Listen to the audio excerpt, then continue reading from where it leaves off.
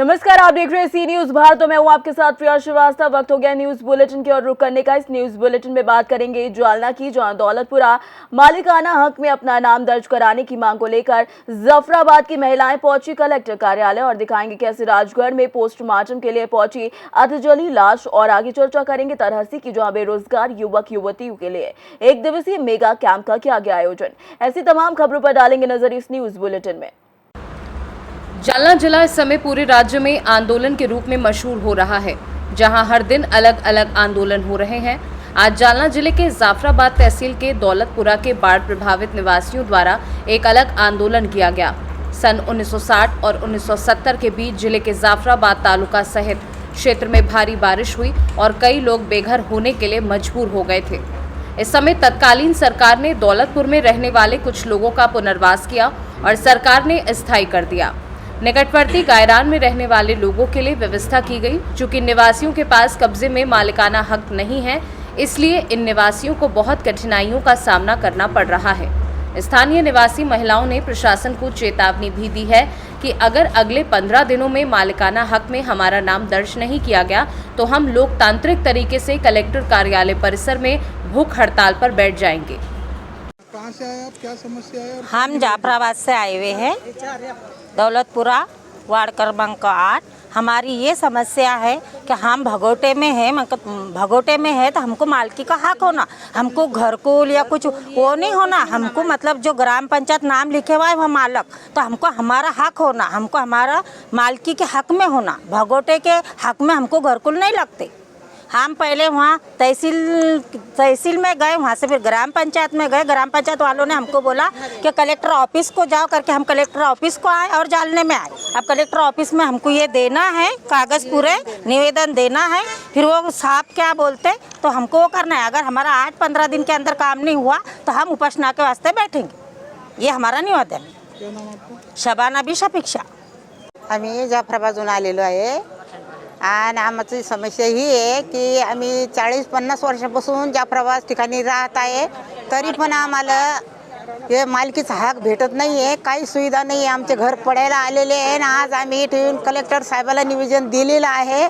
Collector साहेबांना आमची नोंद घ्यावे, नाही घेतल्याच्याबद्दल आम्ही 15 दिवसाच्या नंतर इथं उपोषणाला बसणार। समस्या काय आहे तुमची?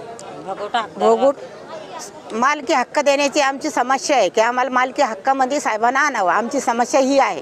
आम्ही जाफराबादून तहसीलमध्ये पण गेलो, ग्रामपंचायतमध्ये पण गेलो। सांगा काय नाव आपलं? शोभाबाई अशोक हिवाळे। जालना से सी न्यूज संवाददाता शब्बीर पठान की report. Latehar Jharkhand journalist association के तत्वाधान में लातेहार में आयोजित समाज हित में पुलिस प्रशासन और पब्लिक के बीच महत्वपूर्ण कड़ी पत्रकार विषय 1 दिवसीय विचार गोष्ठी और सम्मेलन का आयोजन किया गया। इस कार्यक्रम में मुख्य अतिथि लातेहार डीसी गरिमा सिंह और एसपी अंजनी अंजन उपस्थित थे। मौके पर संबोधित करते हुए लातेहार डीसी गरिमा सिंह ने कहा कि प्रशासन और पब्लिक के बीच पत्रकार एक कड़ी के रूप में कार्य करते हैं। कई ऐसे मामले हैं जिसे पत्रकार अपने समाचार के माध्यम से प्रकाशित करते हैं, जिसके आधार पर प्रशासन उन मामलों में उचित कार्यवाही कर लोगों की समस्याओं का समाधान करती है। उन्होंने कहा कि पत्रकारिता समाज का एक महत्वपूर्ण अंग है। वहीं लातेहार एसपी अंजनी अंजन ने कहा कि वर्तमान समय में लोकतंत्र के लिए पत्रकारिता एक महत्वपूर्ण अंग है। वहीं लातेहार एसपी ने उपस्थित पत्रकारों को सलाह देते हुए कहा कि पुराने पत्रकारों के द्वारा लिखी गई किताबों को और उनके आलेखों को जरूर पढ़ें, इससे उन्हें काफ़ी लाभ मिलेगा। बहुत जानते हैं इस एरिया के बारे में, लेकिन मेरी पोस्टिंग अभी इसी साल फरवरी में हुई और ये जो आज प्रोग्राम रखा गया है कि जो जर्नलिस्ट होते हैं वो एडमिनिस्ट्रेशन और पब्लिक के बीच में बहुत महत्वपूर्ण लिंक होते हैं, इसका एकदम प्रैक्टिकल एप्लीकेशन मेरे द्वारा तो कराया गया है कि हम लोग हर रोज़ जो आपके डिफरेंट न्यूज़पेपर्स में जो आर्टिकल्स छपते हैं, आप लोग जो समस्याएं बताते हैं पब्लिक की, वो मेरे द्वारा हर रोज़ पढ़ी जाती हैं। ये मैंने इतना इंश्योर करा है। तो आप लोग के द्वारा ही मुझे लातेहार के बारे में बहुत जानकारी प्राप्त हुई है। वैसे भी मेरे जो दोस्त हैं ना, हमसे 2 चीज़ का कंप्लेन करते हैं। एक माइक देने के बाद हम बहुत बोलते हैं और दूसरा पेन देने के बाद हम बहुत लिखते हैं। तो इसीलिए हम कहते हैं कि हमको या तो बोलने का मौका मत दीजिए या दूसरा हमको पेन मत दीजिए, नहीं तो फिर हम बहुत लिखेंगे। यूपीएससी का मेंस में इससे बहुत हमको आसानी हुआ। हम जितना बार मेंस दिए हर बार मेरा हुआ, खूब नंबर हमको आता था। इसका कारण यही था, हम लिखते खूब थे। एनीवेज आज तो बोलना है। तो जैसे सब लोग बताए हैं कि पत्रकारिता और ये चौथा स्तंभ है, तो ये तो बहुत मतलब हमको लगता है कि 100 साल से हम लोग सुन रहे हैं। बट ये शायद समझना जरूरी है कि ये चौथा स्तंभ होने का मतलब क्या है, और ये चारों स्तंभ में ज़्यादा इम्पोर्टेंट स्तंभ कौन है, मतलब प्रायोरिटी वाइज रखते हैं 1 2 3 4, तो लगता है चौथा है, सबसे लास्ट वाला है, तो सबसे कम महत्वपूर्ण लगता है जैसे समझने में। नहीं, 4th रैंकर हो गया, जैसे टॉपर कोई और है।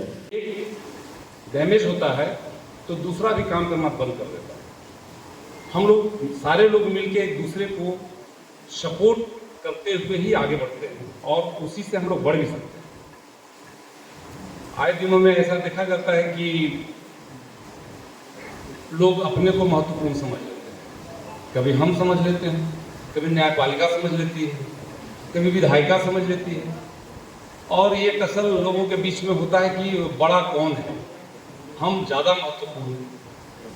हम लोग ये मानते हैं कि हम लोग सभी अपने अपने जगह महत्वपूर्ण हैं। शरीर का कोई हिस्सा ऐसा नहीं कर सकता कि मेरे बिना शरीर का दूसरा अंग काम चल जाए, नहीं चलेगा। तो हम लोग का सिस्टम मोटा मोटी इसी रूप में काम करता है। लातेहार से सी न्यूज़ संवाददाता बबलू खान की रिपोर्ट। राजगढ़ जिला अस्पताल में पोस्टमार्टम के लिए अधजले शव को लेकर पहुंचने के बाद काफी देर तक अफरा तफरी का माहौल था। दरअसल लक्ष्मणपुरा की रीना नामक महिला के शव के साथ मायके पक्ष के लोग पोस्टमार्टम के लिए पहुंचे थे, जहां मीडिया के सामने उन्होंने रीना के ससुराल पक्ष पर हत्या का आरोप लगाते हुए बताया कि इन्होंने हमारी बेटी को प्रताड़ित करने के दौरान इसकी हत्या कर दी और हमें सूचना दिए बगैर इसकी चिता को भी मुखाग्नि दे दी। हमें सूचना मिलते ही हम मौके पर पहुंचे तो चिता जल रही थी। हमें पुलिस को सूचना कर शव को जलती चिता पर पानी डालकर बुझाया और अधजला शव को बाहर निकाला गया। वहीं पुलिस के साथ पोस्टमार्टम के लिए लाया गया है। ससुराल पक्ष के लोग अब फरार हैं। वहीं पुलिस से कड़ी कार्यवाही की मायके पक्ष के लोग मांग कर रहे हैं। क्या नाम है आपका? मांगीलाल। क्या मामला है पूरा ये? अब क्या मालूम साहब, हमने जली देखी वो। आपको किसने सूचना दी थी? क्या मैं मालूम कहने दी, फोन से फोन लगे जो जार के नहीं पहुँचिया तो वहाँ तो जल पुलिस चारी से आगे 5 से हम चले गए।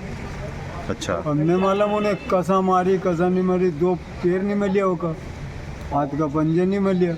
जलती हुई चिता पर जलती हुई देखी हमने जार के, फिर बुझा कर लेकर आए यहाँ पर? जार के लेके आए।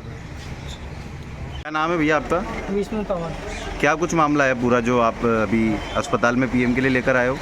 सर वो जो टांडी ने अपने बहन पर नहीं थी, यहाँ से मोकल भी दी अपन ने। अब जिसके बाद जो मतलब उनके लड़ाई झगड़ा होता था पहला, तो अपन मोकल देते थे। पुरानी रंजिश का कोई मामला है क्या? हाँ सर, पुरानी रंजिश। क्या कुछ मामला था पूरा? सर वो लड़ाई करके मतलब यहाँ भगा देते थे, अपन फिर समझौता करके वहाँ मेल देते थे, है नी। और अब जो लड़ाई करी तो उन्होंने कुछ भी मारा पीटा, वो तो उनको वो जाने या वो लड़की जाने, वो मर गई तो, और उनको जला के दी। कैसे मरी वो? अब वो तो पता नहीं सर हमको, तो उनको तो मारा है वो। फिर आप लोग कब पहुँचे वहाँ? सर हमको है ना खबर चली गांव के माध्यम से, किसी ने मतलब फ़ोन लगाया गांव में, तो अनजान व्यक्ति ने कि तुम्हारी बहन को मार के जला दी। तो हमको खबर चली तो हम पहुँचे वहाँ। तो हम वो मतलब लाश निकाल के ले आए फिर। अच्छा, जलती हुई चिता लेकर आए? आधी जलती, और दोनों पैर काट दिए, दोनों पैर काट दिए। अच्छा, क्या लगते हो आप? भाई लगता हूँ मैं। क्या नाम था उनका पूरा? रीना भाई नाम था उनका, और जिनने मर्डर किया उनका एक तो मिथुन नाम था, और एक प्रकाश, एक बिरम। ये कहाँ है बाकी के लोग? और एक देव सिंह, कोई भी नहीं मिले। आज टांडी में जो घटनाक्रम हुआ सर, क्या मैटर है सर? आज दिन के 1 से 2 बजे के बीच की बात है। थाने में सूचना प्राप्त हुई, लक्ष्मणपुरा के रामचंद्र आए कि हमारी बेटी को टांडी कोर्ट में ससुराल वालों ने मार दिया। जब वहाँ गांव में पहुँचे तो जानकारी लगी रीना पति मिथुन तंवर की कोयरे ने काट लिया था, ऐसा ससुराल पक्ष का कहना था। जबकि मायके पक्ष का आरोप लगा रहे थे, जिसकी डेड बॉडी अधजली निकलवा कर चिता से अस्पताल के लिए भिजवाई है, पोस्टमार्टम के लिए मरकायद कर जाँच में दिया है। जो भी तथ्य आएंगे उस पर अधिवत कर राजगढ़ से सी न्यूज संवाददाता जावेद की रिपोर्ट।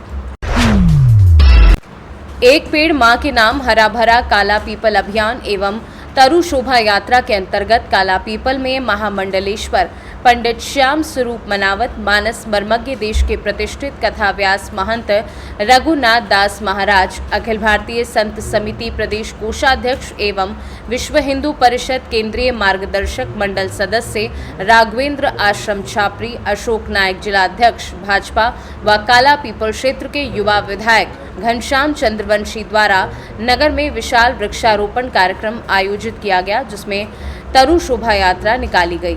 शोभा यात्रा में बड़ी संख्या में स्कूली बच्चे, महिलाएं, बुजुर्ग व सभी विभाग के अधिकारी कर्मचारी बड़ी संख्या में मौजूद रहे। विधायक घनश्याम चंद्रवंशी द्वारा रोपे गए 2100 पौधों के साथ साक्षी बने और तरु शोभा यात्रा प्रताप गार्डन से शुरू होकर नगर के मुख्य मार्गों से होते हुए प्रताप गार्डन पहुंची। कार्यक्रम की शुरुआत पूजा अर्चना कर की गई। विधायक घनश्याम चंद्रवंशी ने मीडिया से चर्चा करते हुए बताया कि यहां हरा भरा काला पीपल अभियान 4 अगस्त तक चलेगा और हमारा उद्देश्य था लोगों में जागरूकता लाना। इस अवसर पर एसडीएम अर्चना कुमारी, तहसीलदार कैलाश ससत्या, भाजपा मंडल अध्यक्ष कृपाल सिंह मेवाड़, सुरेश परमार आदि अधिकारी एवं पार्टी के कार्यकर्ता बड़ी संख्या में उपस्थित रहे।